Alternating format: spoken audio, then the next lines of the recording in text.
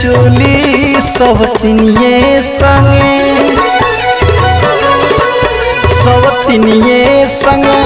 सैया हमर खेला तर होली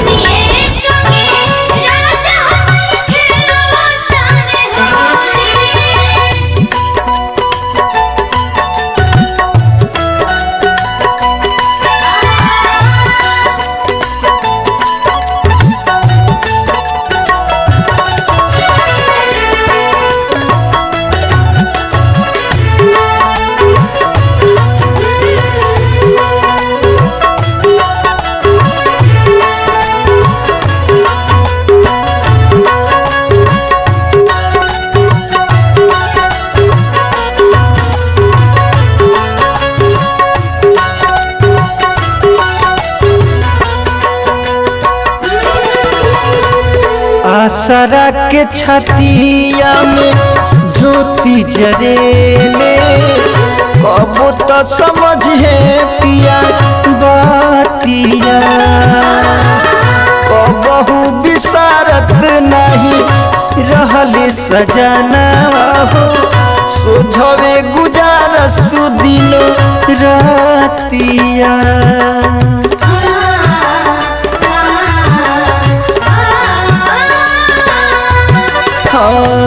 सड़क छतिया में ज्योति जरेले कब तो समझे पिया बातिया कबहू विसारत नहीं रहले सजना हो सोझवे गुजारस दिनो रातिया याद में उनके डूबल रही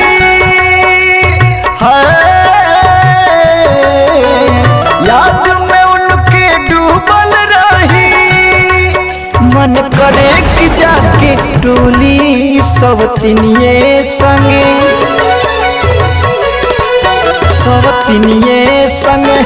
सैया हमर खेला तर होली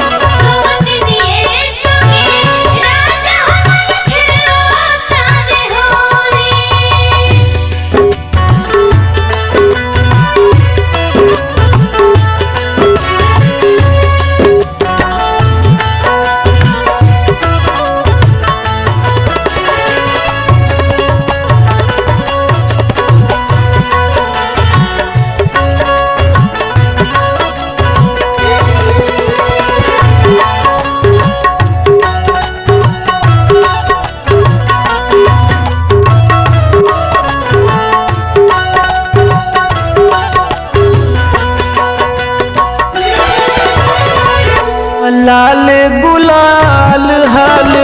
पूछत हमसे कब तक करोगी इंतजार बैठी अटरिया कागा उचरी कहे ले पिया के सुनू संदेश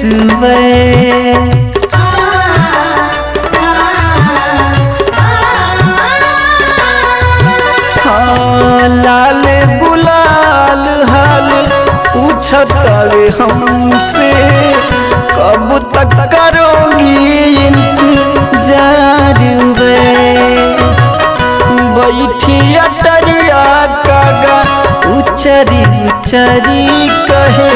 ले पिया के सुनू संदेश हो तो फजीर सूरज से पूछी हो तो फजीर सूरज से पूछी तू ही कहा कैसे हम बोली सब तिनिये संगे